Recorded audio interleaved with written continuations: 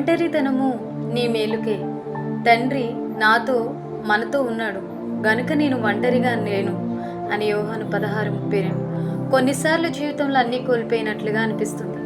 ఒంటరితనంను అనుభవించాల్సి ఉంటుంది. అలాంటప్పుడు ఎందుకు నాకు ఇలాంటి పరిస్థితి ఏర్పడిందని మనం అందరము కూడా చాలా బాధపడుతూ ఉంటాం.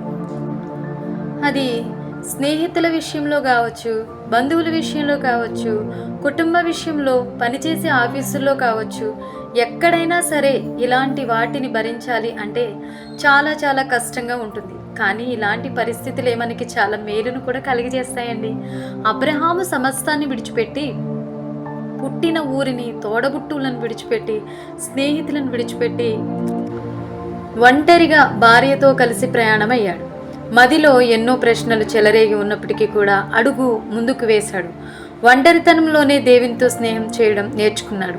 ఫలితంగా అత్యధికంగా అభివృద్ధి చెంది విశ్వాసులకు తండ్రి అయ్యాడు. అబ్రహాము బహుకాలం గడిచిన వృద్ధుడై ఉండెను. అన్ని విషయాలలోనూ యెహోవా అబ్రహామును ఆశీర్వదించెను. యాకోబు అన్న గురించిన భయముతో సమస్తాన్ని ముందు పంపించేశాడు. ఏం చేయాలో తెలియని భయముతో ఒంటరిగా మిగిలిపోయాడు. ఆ ఒంటరి సమయంలో చేసిన పోరాటం వల్లనే, పెనుగులాట వలనే యాకోబు ఇశ్రాయేలుగా మార్చబడ్డాడు. ఆయన తెల్లవారుచున్నది గనుక నన్ను పోనిమ్మనగా అతడు, నీవు నన్ను ఆశీర్వదించితేనే గాని నిన్ను పోనీయనను. అప్పుడు ఆయన, నీవు దేవునితోనూ మనుషులతోనూ పోరాడి గెలిచితివి గనుక ఇక మీదట నీ పేరు ఇశ్రాయేలే గాని యాకోబు అనబడదని చెప్పాను. దావీదు ఒంటరిగా ఎన్నోసార్లు మిగిలిపోయాడు. దేవా నేను ఏకాకిని అంటూ దేవునికి మొరపెట్టాడు. ఆ ఒంటరితనం వలన దేవునికి దగ్గరై దేవుని హృదయానుసారుడిగా మారాడు. నేను యెస్సయి కుమారుడైన దావీదును కనుగొంటిని. అతడు నా ఇష్టానుసారుడైన మనుష్యుడు. అతడు నా ఉద్దేశములన్నీ నెరవేర్చునని చెప్పి అతనిని గూర్చి సాక్ష్యం ఇచ్చాను. ఇది చదువుతున్న ఓ విశ్వాసి, నేడు నీవు కూడా నీ జీవితంలో ఏదోటి కోల్పోయి ఉన్నావేమో, ఒంటరిగా బాధపడుతున్నావేమో, ఒంటరిగా నీవు నడకను సాగిస్తున్నావేమో, ఒంటరిగా అడుగులు వేస్తున్నాను అని కుమిలిపోతున్నావా? అబ్రహాము ఒంటరితనంలోనే దేవునితో స్నేహం చేయడం నేర్చుకున్నాడు.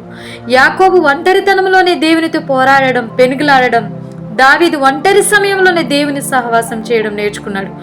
లోకంలో గజిబిజి, గందరగోళంలో, ఉరుకులు పరుగులు, జీవితంలో పెరగని పోరాటంలో వేగముగా పెరిగెత్తే కాలం వెంట కాలికి చక్రాలు వేసుకుని పరుగులు పెట్టే నీతో ఒంటరిగా మాట్లాడడానికి దేవునికి నీవు ఏకాంత సమయం ఇవ్వడం లేదేమో. అందుకే తన ప్రేమను రుచి చూచుటకు, తన దయను, క్షమను నీవు తెలుసుకున్నటకు, ఈ లోకంలోని వారి ప్రేమ యథార్థమైనది కాదని నీవు గ్రహించుటకు క్షయమైన దాన్ని విడిచి అక్షయమైన దాని వెంట నీవు పరుగులు పెట్టాలి అని నీవు నేడు ఒంటరి స్థితికి చేరుకున్నావేమో. ఈ ఒంటరి సమయంలో దేవునితో మాట్లాడి చూడు.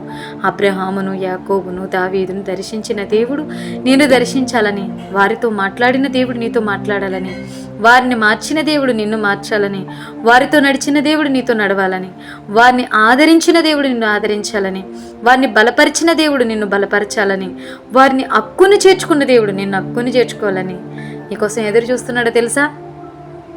నువ్వెప్పుడు ఆయన దరికి చేరతావు అని, ఆయన వైపు తిరుగుతావు అని, ఆయనను వెదుగుతావు అని నీకోసం ఆయన ఎదురు చూస్తూ ఉన్నాడు.